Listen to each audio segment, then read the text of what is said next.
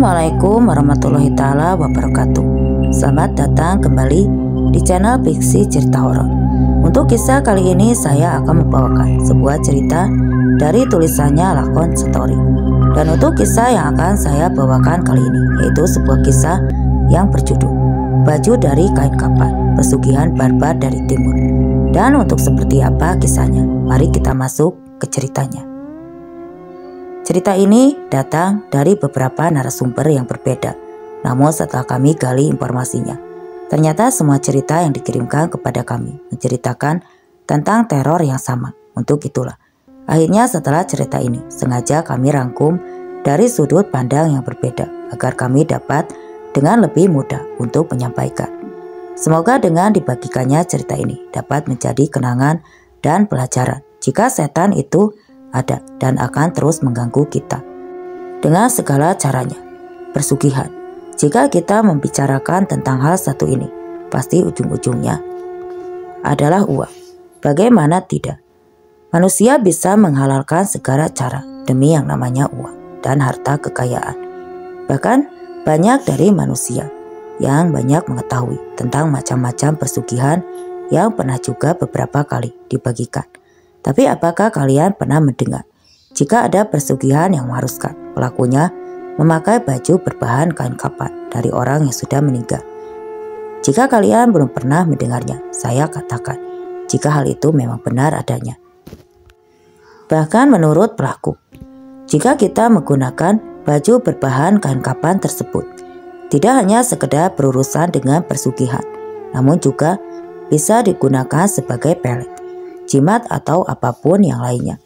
Apakah semua itu benar-benar bisa terjadi? Untuk itu, marilah kita bersama-sama kita simak cerita yang satu ini, Baju dari Kain Kapan. Cerita ini sebenarnya bukanlah sebuah cerita baru di telinga kami. Benar sekali. Bagi kami warga desa sini, cerita tentang persugihan yang dilakukan oleh Juragan Jani memang sudah sering sekali dijadikan buah bibir di antara warga desa sini. Namun sayangnya tidak ada satupun dari kami yang berani membuktikannya. Karena selain Juragan Jani adalah tokoh yang berpengaruh di desa ini, Juragan Jani adalah orang yang terkenal sangat galak yang membuat siapapun enggan berurusan dengannya. Untuk itulah akhirnya gosip tentang persugihan yang dilakukan oleh Juragan Jani hanya berhenti sebagai sebuah gosip yang kami pun sebenarnya tidak tahu kebenarannya. Namun seiring berjalannya waktu, gosip yang sebelumnya semakin hilang tiba-tiba kembali muncul ke permukaan. Sejak kematian Juragan Jani yang memang sempat menghebohkan warga yang tinggal di sekitarnya. Bagaimana tidak? Sejak kematian Juragan Jani, kami warga desa diteror oleh penampakan oleh sosok pocong yang menurut orang yang pernah melihatnya, sosok pocong tersebut memang sangatlah mirip dengan wajah almarhum Juragan Jani. Dan tidak berhenti di situ saja. Selain penampakannya, konon sosok pocong Juragan Jani kerap mengikuti warga desa sampai pulang ke rumahnya dengan maksud ingin meminta bantuan karena perbuatan yang sudah dilakukannya. Cerita tersebut jelas sungguh menakut-nakuti warga, hingga akhirnya warga pun tidak ada yang berani melakukan kegiatan di malam hari ataupun yang lainnya. Karena sejak kematian Juragan Jani saat itu, kondisi desaku bisa dikatakan menjadi lebih sepi dari biasanya. Semua kegiatan yang biasanya dilakukan saat itu perlahan ditinggalkan. Dan seiring berjalannya waktu, akhirnya cerita ini pun terjadi. Ini semua adalah sebuah cerita tentang pengalamanku yang tanpa disangka-sangka. Sejak teror yang kualami, misteri tentang penampakan arwah Juragan Jani, akhirnya semua bisa berhenti di sini. Perkenalkan, namaku Asri. Aku adalah seorang anak sematawayang dari seorang kepala desa yang ada di desa ini. Menjadi anak kepala desa tentu saja menjadi kebanggaan tersendiri. Karena selain dihormati warga, aku memang dijadikan sebagai salah satu panutan dalam hal pendidikan. Semua itu tentu saja bukanlah tanpa alasan, karena di desaku, akulah satu-satunya wanita yang menempuh pendidikan hingga ke perguruan tinggi. Hal itulah yang akhirnya dalam setiap kegiatan yang diadakan oleh warga, aku selalu dilibatkan dengan harapan aku bisa banyak memberi peranan dan singkat cerita. Akhirnya semua itu pun terjadi. Pagi itu di rumahku memang sedang mengadakan rapat internal yang membahas tentang niat baik dari anak almarhum Juragan Jani yang ingin menyumbangkan rumah almarhumah Juragan Jani kepada desa ini. Yang dikatakan Ilham benar ya, ucapku sambil ikut duduk bersama dengan beberapa perangkat desa yang saat itu memang sedang berkumpul di rumahku. Iya, nah Ilham ingin menyumbangkan rumah ayahnya ke desa ini daripada kosong katanya, ucap ayahku. Bagus dong ya, kan nanti bisa dibuat masjid plus tempat belajar agama. Bukan itu masalahnya, kamu pernah dengar cerita tentang Juragan Jani kan? Katanya dia jadi pocong nak. Si Ilham ini memberikan rumahnya ke desa, sepertinya karena sudah tidak kuat lagi tinggal di dalamnya. Atau mau dijual pun sudah gak ada yang mau beli, rumahnya angker, saut ayahku.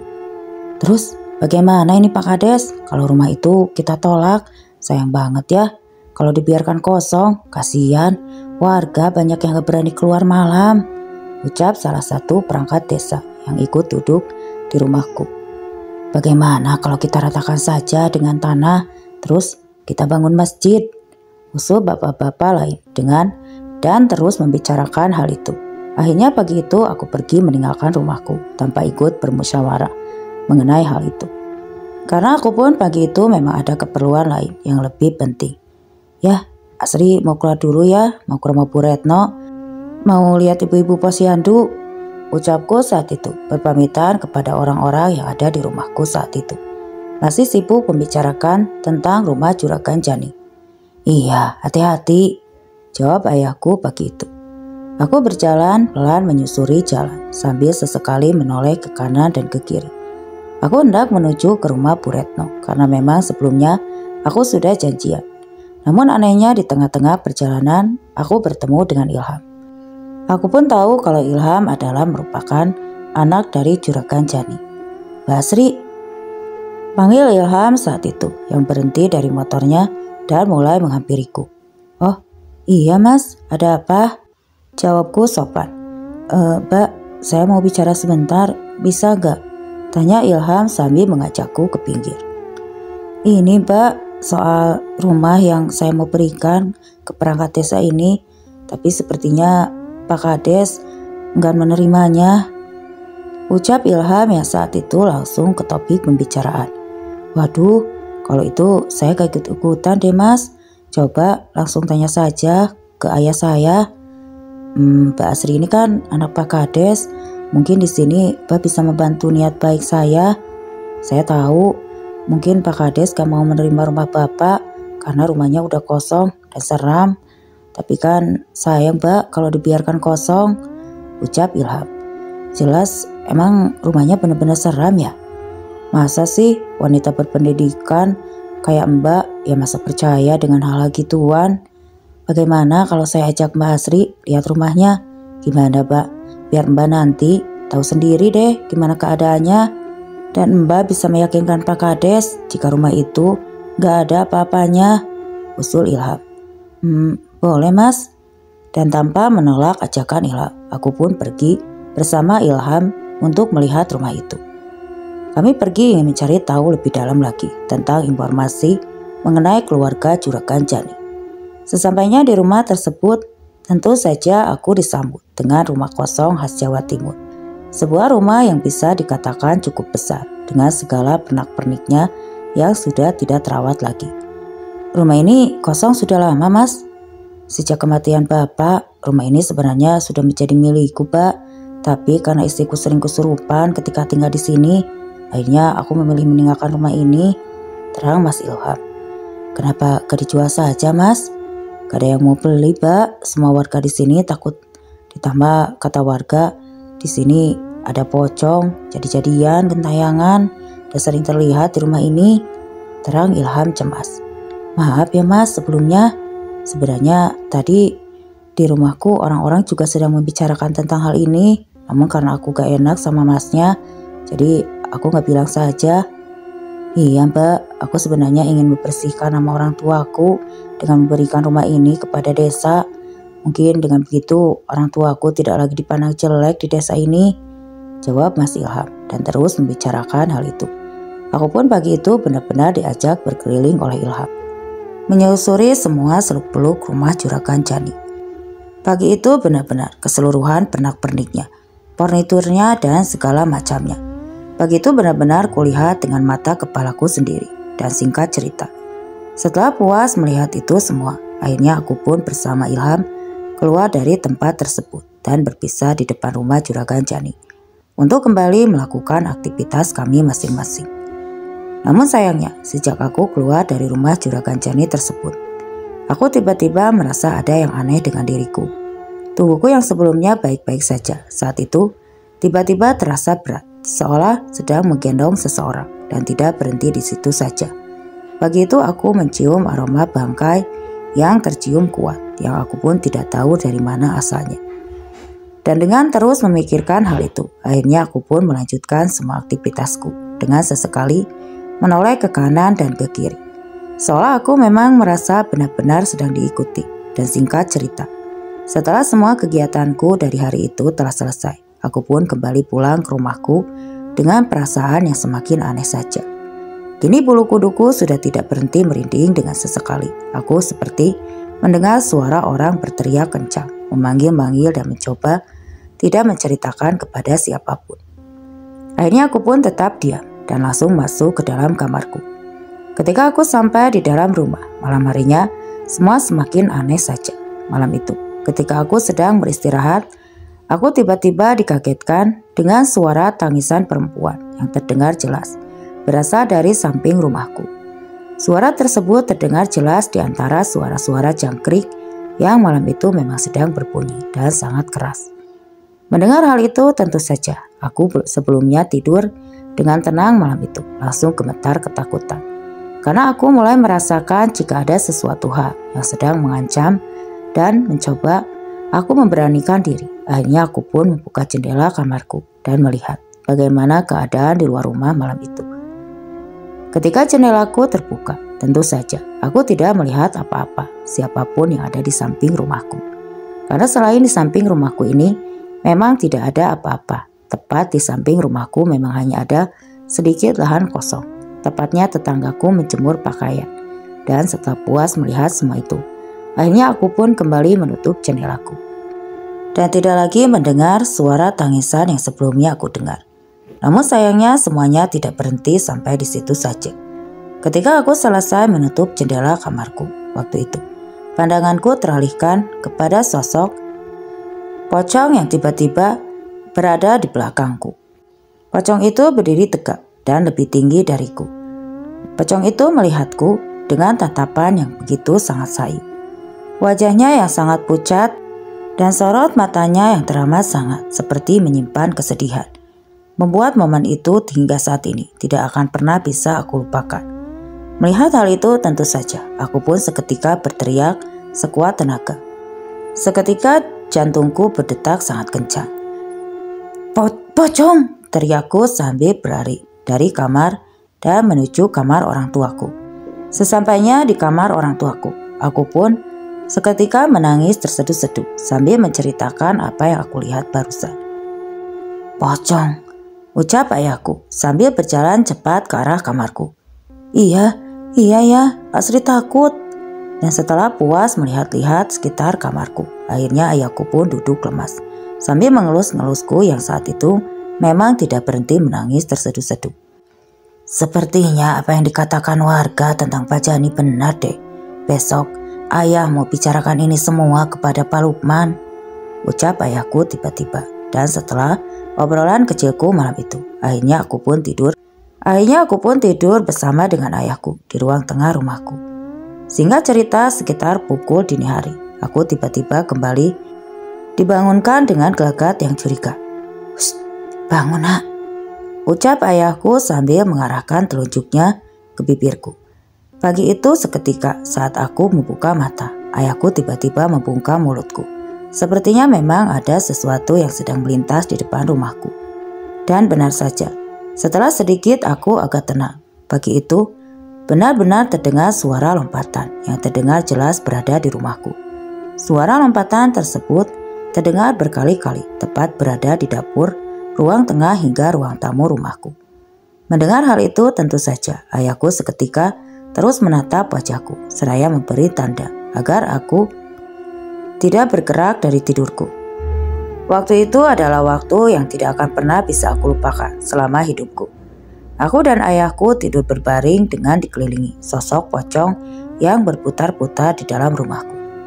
Bau busuknya, suara ramainya, hingga kain lusuhnya hingga kini masih terbayang-bayang olehku.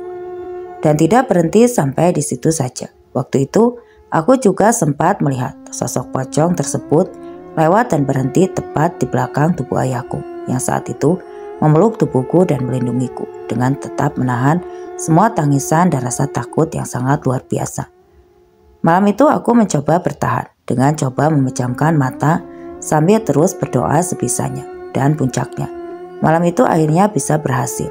Kami dengan keadaan yang baik-baik saja. Keesokan harinya aku terbangun dengan keadaan yang semakin aneh saja. Bagaimana tidak, ketika aku membuka mata, aku tidak melihat siapapun yang ada di rumahku. Pagi itu rumahku sangat sepi dan tidak ada siapapun, tidak ada satupun orang yang terlihat ada di sini. Kok sepi sih? Ayah kemana ya? Pagi-pagi begini, ucapku sambil menoleh ke kanan dan ke kiri. Dan setelah mengetahui semua itu, akhirnya aku pun melakukan aktivitasku seperti biasanya. Mulai membersihkan rumahku dan memasak makanan untuk ayahku. Semua itu memang selalu aku lakukan setiap harinya karena aku pun tahu sejak kematian ibuku, kini ayahku hanya tinggal bersama aku. Dengan aku yang harus mengurusi semua keperluan hidupnya. Di tengah-tengah saat aku membersihkan rumahku pagi itu, aku terkaget karena melihat cacaran tanah di setiap sudut rumahku. Dan tidak berhenti di situ saja. Pagi itu aku juga melihat beberapa cacaran bunga melati yang ada di sekitar rumahku, yang diduga kuat seperti orang yang sengaja menaburkannya. Saat itu seketika aku pun membersihkannya dan aku berniat untuk segera pergi ke rumah Ilham. Karena aku mulai merasa sejak kepulanganku dari rumah Juragan Jani kemarin, aku merasa sepertinya sedang diikuti oleh makhluk yang tidak kasat mata. Setelah semua kegiatan di rumahku selesai pagi itu, aku pun pergi ke rumah Ilham seorang diri dengan perasaan yang penuh tanda tanya. Namun anehnya baru saja aku sampai di depan rumah Ilham pagi itu, aku sudah melihat pemandangan yang sangat tidak masuk di akal dan juga pikiranku. Bagaimana tidak? Pagi itu aku melihat Ilham sedang melakukan tindakan yang sangat tidak wajar di depan rumahnya. Dia benar-benar sedang terlihat memakan ayam Jawa yang masih dalam keadaan hidup. Leher ayamnya diremas, darahnya dihisap dengan mulutnya yang penuh bulu-bulu ayam. Pagi itu seketika membuat aku membatalkan niatku untuk melanjutkan langkahku. Pagi itu aku hanya berhenti di depan pagar garasinya sambil terus memperhatikan aktivitasnya tanpa dia sadari. Dan tidak berhenti di situ saja. Di sebelah Ilham aku juga melihat adanya anak kambing jantan yang sepertinya juga hendak dia makan mentah-mentah. Pemandangan itu benar-benar aku lihat dengan mata kepalaku sendiri. Betapa liarnya Ilham memakan hewan tersebut dengan nafsu yang sepertinya tidak layak untuk aku ceritakan. Di sini dan seketika aku sedang asik melihat semua pemandangan tersebut. Tiba-tiba aku melihat dari dalam rumah keluar seorang laki-laki parubaya yang ternyata tidak lain dan tidak bukan. Dia adalah Pak Kades, yaitu ayahku sendiri. Beliau terlihat membawa ayam Jawa dari rumah dan terlihat memberikannya kepada Ilham untuk dimakan. Semua pemandangan tersebut kulihat benar-benar seperti orang majikan yang sedang memberikan makanan kepada piaraannya. Ayam tersebut dilemparkan begitu saja dengan Ilham yang seketika menangkapnya seolah-olah kegirangan melihat ada ayam yang masih baru. Semua itu tentu saja membuat mataku terpana dengan apa yang aku lihat. Aku seakan-akan tidak percaya jika ayahku ternyata juga tahu dengan semua kejadian yang ada dan tidak berhenti di situ saja. Pagi itu aku mencoba mengendap-endap di samping rumah Ilham yang ada ladang di sampingnya itu, supaya aku lebih bisa jelas melihat dan mendengar apa yang mereka katakan. Namun belum sampai saat itu, tiba-tiba langkahku berhenti di samping rumah Ilham yang ternyata di situ adalah sebuah tempat pembuangan sampah. Yang nyatanya di tempat pembuangan tersebut banyak sekali kulihat bangkai hewan yang sepertinya telah habis dimakan oleh Ilham. Mulai dari bangkai kucing, anak kambing, anjing, hingga monyet di tempat pembuangan tersebut. Ada dan sepertinya sudah tidak ada lagi yang mau peduli. Hal itu seketika membuat aku pergi dari tempat tersebut. Karena aku mulai merasa jika apa yang aku lakukan adalah tindakan yang sangat membahayakan. Dan sesampainya di rumah, aku seketika duduk dan terus memikirkan kejadian yang ada hingga larut malam. Saat itu aku benar-benar masih tidak percaya jika ayahku ternyata juga terlibat dengan semua kejadian yang ada. Dan di tengah-tengah aku masih duduk melamun di ruang tamu malam itu. Tiba-tiba pandanganku lagi-lagi teralihkan pada sosok perempuan yang terlihat sedang menangis terseduh-seduh yang duduk di salah satu pojokan halaman rumahku. Sosok tersebut terlihat samar dari daun-daun pohon sawo yang memang saat itu tertanam di depan rumahku. Melihat itu saja aku pun seketika berdiri dan berjalan pelan ke arah wanita tersebut dengan perasaan yang tidak karuan. Dan begitu penasaran. "Halo, siapa itu?" tanyaku ke arah wanita tersebut. Dan belum sampai melihat wajah wanita tersebut, tiba-tiba wanita tersebut terlihat berdiri dan berlari masuk ke dalam rumahku dengan tetap menundukkan kepalanya. Mengetahui hal itu tentu saja, aku pun seketika berteriak dan mengejarnya masuk ke dalam rumah. Sambil ikut tergesa-gesa. Kemana kamu?" teriakku mengikuti lari wanita tersebut dan sesampainya di dalam rumah. Bukannya wanita malam itu, aku malah melihat sesosok pocong yang kini terlihat lebih besar dari yang sudah aku lihat sebelumnya. Dia terlihat berdiri tegak dengan tidak sedikit pun mengeluarkan kata-kata. Wajahnya hancur berwarna hitam kebiru-biruan dan membusuk. Sudah cukup membuatku saat itu seketika lari tunggang langgang sambil berteriak ketakutan. "Pocong!" Dan untungnya ketika aku berlari malam itu, aku tiba-tiba langsung ditangkap oleh ayahku yang saat itu terlihat pulang dengan beberapa orang rekannya. Yang aku tahu mereka adalah para perangkat desa yang ada di desaku. "Kamu kenapa teriak?" "Aku lihat pocong lagi ya. Dia ada di dalam rumah," ucapku sambil menangis terseduh-seduh. Seketika aku melihat raut wajah ayahku seakan tidak percaya dengan apa yang baru saja aku katakan.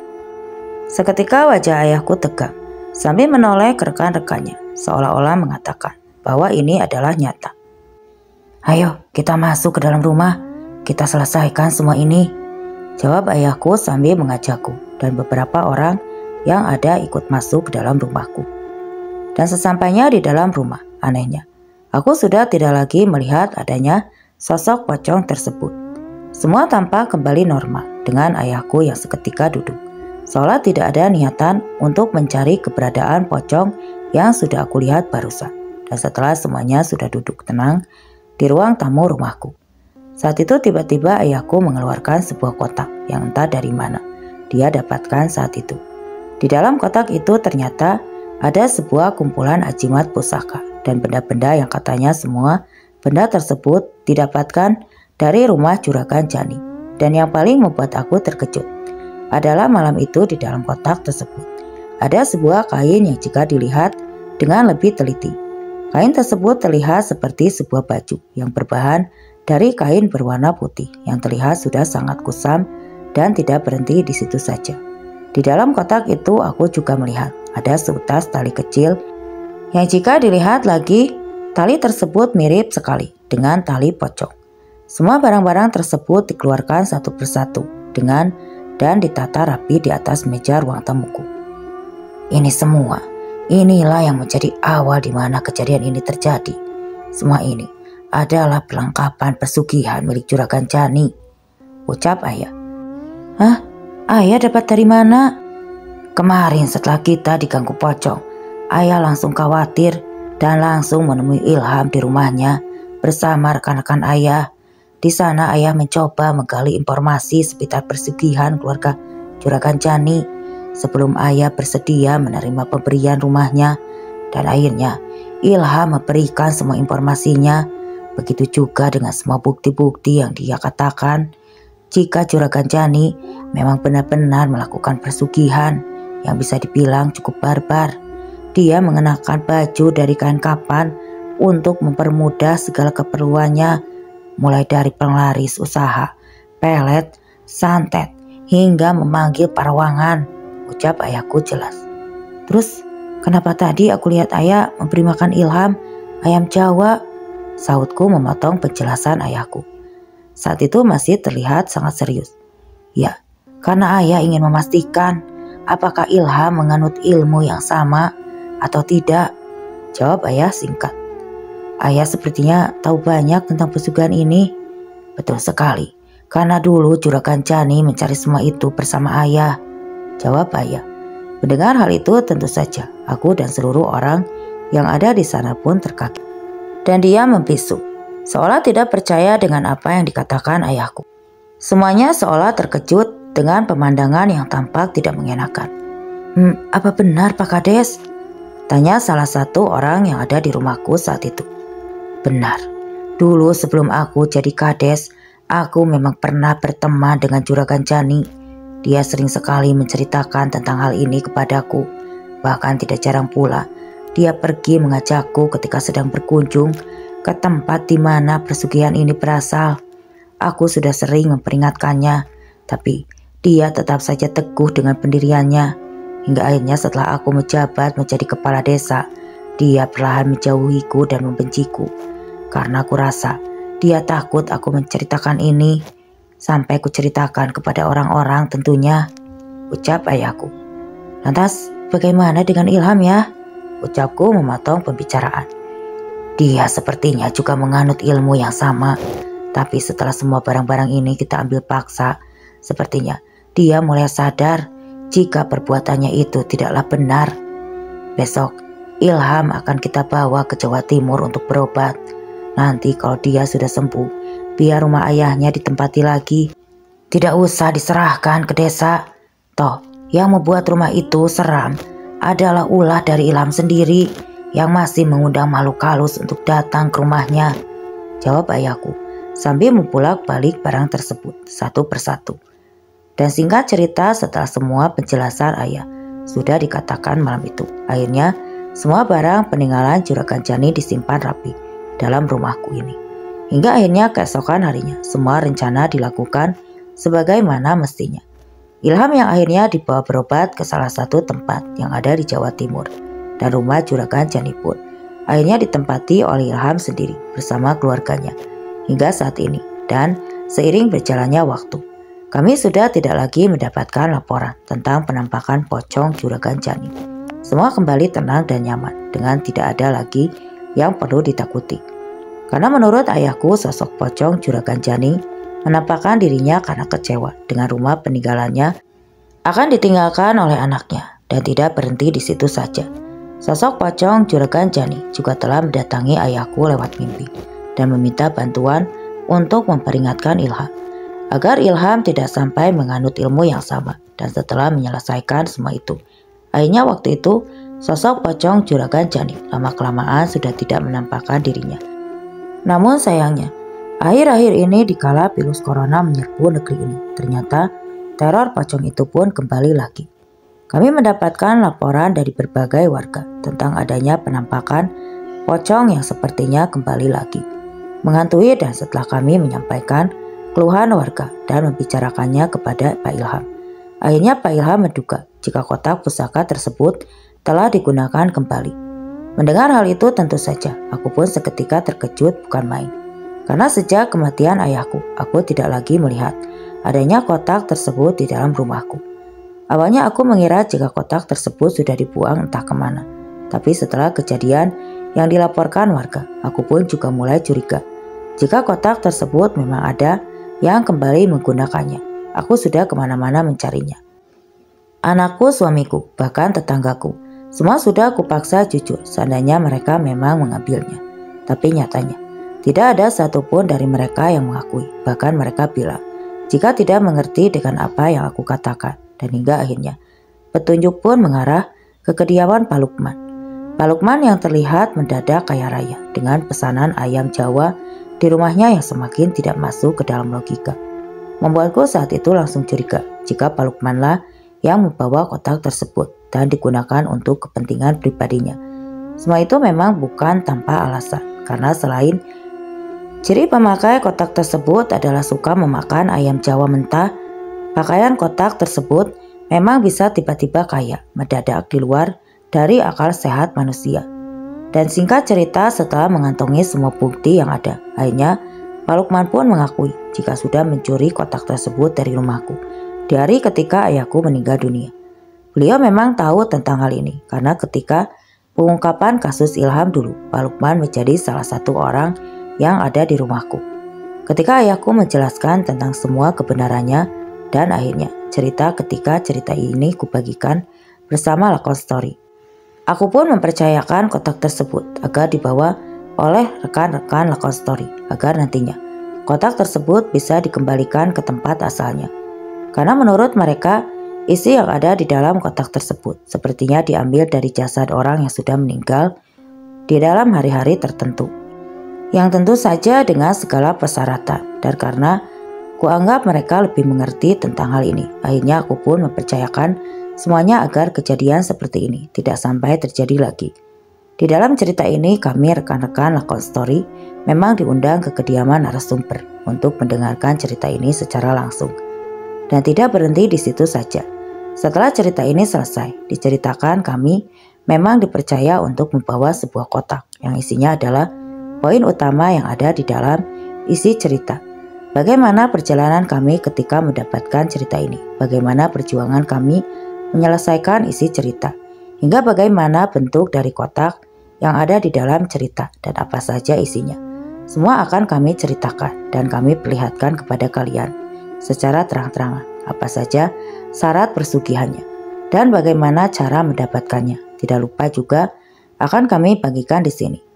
Niat kami benar-benar selain memberi pelajaran, kami akan menunjukkan jika sebenarnya setanlah yang telah membujuk manusia agar jatuh ke dalam jurang kesesatan. Dan cerita pun selesai. Oke teman-teman, sekian untuk kisah kali ini. Semoga apa yang sudah saya sampaikan dalam kisah ini dapat dijadikan pembelajaran dan tentunya dapat menghibur kalian semua. Terima kasih untuk yang sudah mampir. Wassalam.